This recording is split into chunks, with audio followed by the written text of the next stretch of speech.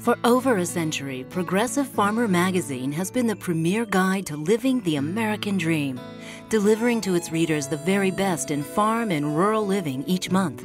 Recently, the editors of Progressive Farmer magazine got together and created the Idea House and Farmstead. It's a place where the best of farmstead living is demonstrated, and clever and stylish ideas for both inside and outside are shared. This year's home is located just outside of Pinehurst, North Carolina.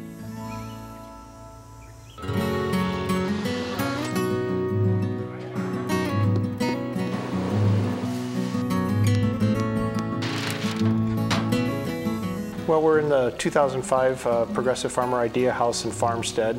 We're at an equine and lake community called McClendon Hills. We're outside Pinehurst, North Carolina.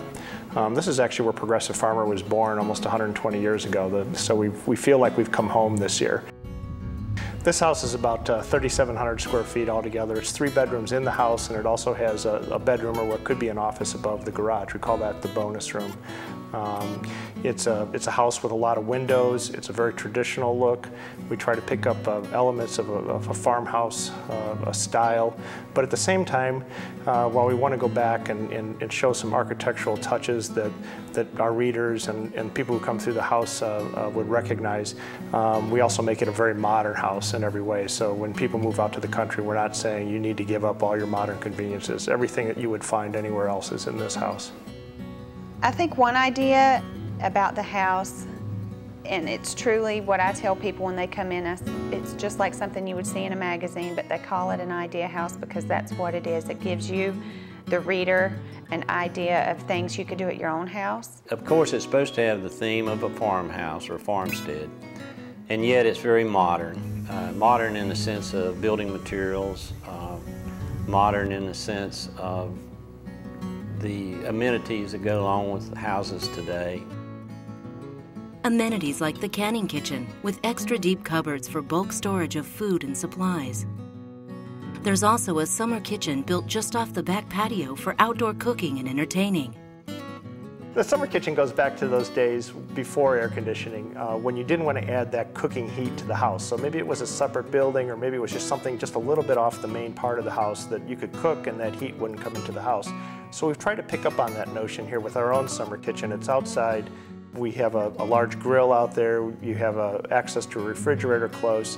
You have a sink there. It's screened in. There's a place to sit inside or outside. So you can cook for those family functions outside. You don't have to keep coming upstairs in the kitchen to do that kind of work. Other important amenities in this year's Idea House is a backup generator to keep the house running in case of unexpected power outages. Here at the Progressive Farmer Idea House, we're installing a backup power system. A homeowner should always consider backup power for their house because of how dependent we are on electrical appliances and items these days, especially in a rural setting when just having water is dependent on a pump. When the power goes off, within a split second, the backup generator kicks in, and what it does is run the critical things in the house. It runs the refrigerator, the air conditioning, some of those kinds of things, some lights and some outlets, and it also runs the barn too. So it's not only good for security, but just plain old comfort when that generator kicks on, and so you don't have to suffer through loss of power for any length of time. And the ideas don't end there. A drainage system has been built to capture rainwater, which is funneled into 2 cisterns. We've run the 2 downspouts from each side of the roof down into 2 different cisterns, and what we find is that we'll get, in a 1-inch rainstorm, we'll get about 1,200 gallons of water off there. We can use that water to wash trucks, to wash horses, to water plants. You can do all sorts of things with it. It's free water. You don't put the stress on your well, or if you're hooked up to city water, you don't pay that expense just to wash a truck. There's also a man-made pond that is aerated by a windmill. The pond, we think, is kind of a fun feature. Really, adding water to any kind of landscaping element is not only popular, but we find it's real soothing, it's real pleasant to see that, to see moving water especially. And with any pond, you need to aerate that water. You need to put oxygen in it, or else it's just going to get all green and scummy. So what we've done is 2 things. We have more of a traditional little stream that runs into the pond, and that helps aerate the water. We have another unique feature out there in the pond. It's a windmill, and when the windmill turns, there's an air pump behind that windmill, and it pumps water into the pond, so you'll see the air bubbling up into the pond. So it's a real nice way to bring that kind of old style element that you see on a lot of older farms and yet give it a modern function. So we think that a lot of people will enjoy seeing that.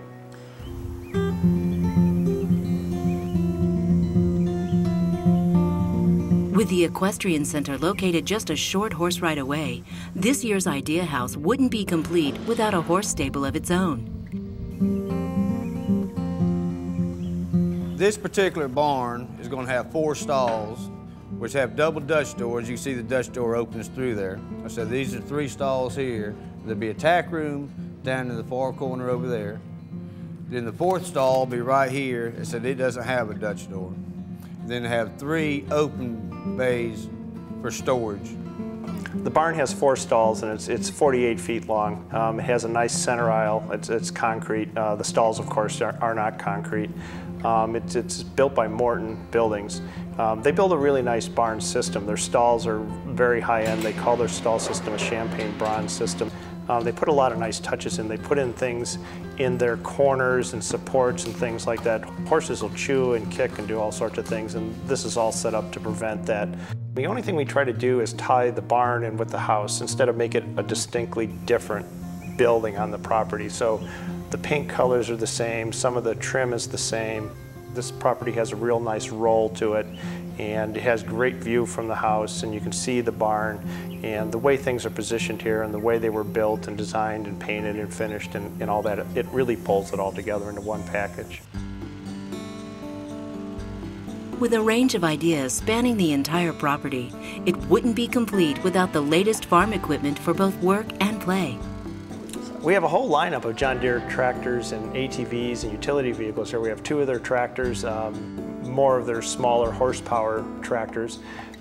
They also have a large diesel lawnmower here. It's a 25 horsepower diesel.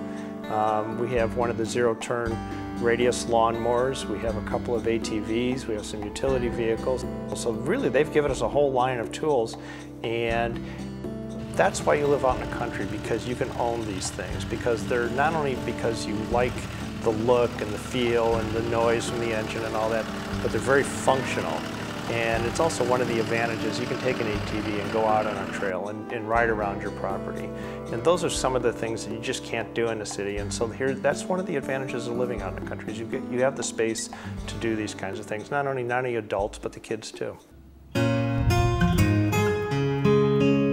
A lot of thought went into marrying the construction process with what was already here as far as the site. What we're trying to show people that want to move out to the country is, here's how you can do it. Here's some ideas for doing it. Here's some ideas that'll make it a little bit easier for you to do it. We explain things. If they're interested in tractors, they can go up and kick the tires, open up the hood and look at the engine and those kinds of things. So the whole idea here is to show not only modern conveniences in a house, and we have sponsors that put things into the house and sponsor the property, but also to show people how these things are done. It's as much of a living display as anything else.